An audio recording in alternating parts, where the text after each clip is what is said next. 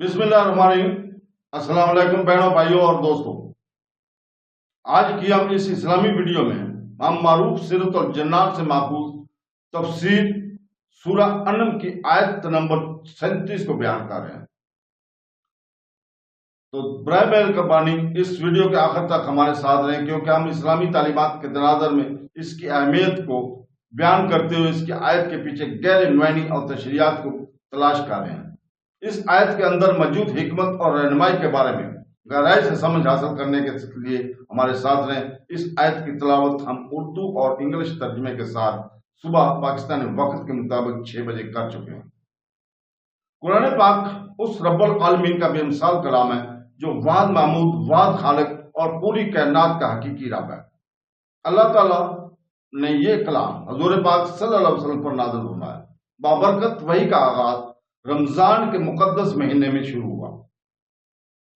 سیدنا جبرائیل علیہ السلام کو حضور پاک صلی اللہ علیہ وسلم پر وحی لانے کی سعادت حاصل ہوئی۔ کچھ بابرکت آیات آپ پر براہ راست عطا کی گئیں۔ حالات و واقعات کے لحاظ سے سب سے فصیح زبان عربی زبان میں تقریباً 23 سال کے عرصے میں وحی الہی کا نزول مکمل ہوا۔ بلا شبہ وہ لوگ بڑے خوش نصیب ہیں جو قرآن پاک سے محبت کرتے ہیں اور تلاوت کے ساتھ اس پر عمل کرتے ہیں۔ حدیث مبارکہ میں ہے، جس گھر میں قرآن پاک کی تلاوت کی جاتی ہے وہ گھر والوں کے لیے شادہ ہے، اور اس کی خوبی بہت زیادہ ہے۔ فرشتے اس کی زیارت کرتے ہیں اور شیطان اس سے دور ہو جاتے ہیں۔ جس گھر میں قرآن نہیں پڑھا جاتا وہ گھر والوں کے لیے تنگ ہو جاتا ہے اور اس کی بھلائی کم ہو جاتی ہے۔ فرشتے اس سے دور ہو جاتے ہیں اور شیطان قریب آ جاتے ہیں۔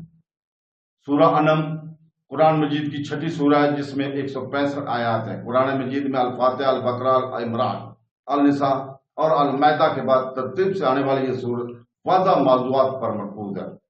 اس کے رکوع کی تعداد 20 ہے۔ سورہ انعام کی فوائد میں معافی، خوش قسمتی شامل ہے۔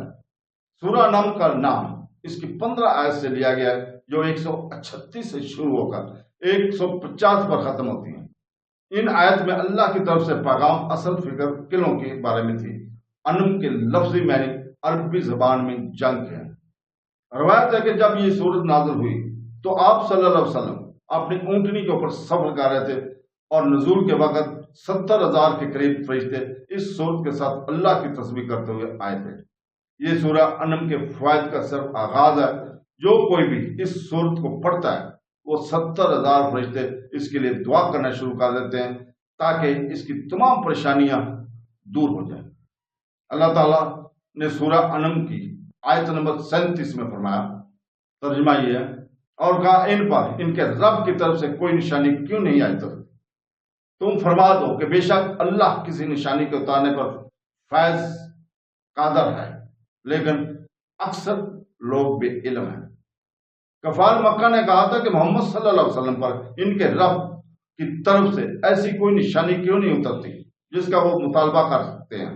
اس پر نبی کریم صلی اللہ علیہ وسلم کو فرمایا گیا کہ ان کے جواب میں، اے حبیب صلی اللہ علیہ وسلم، تم فرما دو کہ بے شک اللہ پر ہر قسم کی نشانی اتارنے پر قادر ہے، لیکن اکثر لوگ اس بات سے ہے کہ بے علم ہے کہ اگر کوئی نشانی اللہ تعالیٰ نے اتار دی تو نہ ماننے کی صورت میں فوری طور پر ہلاک کر دیے جائیں گے۔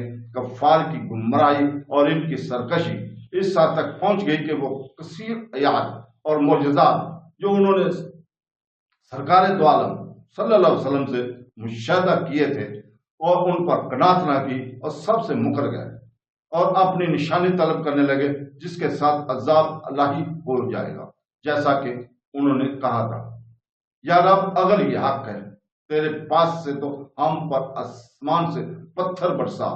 اس پر انہیں فرمایا گیا کہ یہ جہل ہے اور جانتے نہیں کہ اس طرح کی نشانی کا اترنا ان کے لیے بلا مصیبت ہے، بلا کی مصیبت ہے کہ انکار میں ہلاک کر دیا جائیں گے اور اپنی موت خود اپنے منہ سے مانگ رہے ہیں۔ ان معجزات کا نہ اتارنا بھی حضور پاک صلی اللہ علیہ وسلم کی رحمت کی وجہ سے ہے۔ تو دوستو، اللہ تعالیٰ سے دعا ہے کہ وہ ہمیں قرآن مجید کو پڑھنے، اس کو سمجھنے اور اس کے اوپر عمل کرنے کی توفیق عطا فرمائے۔ آمین ثم آمین۔ اللہ حافظ۔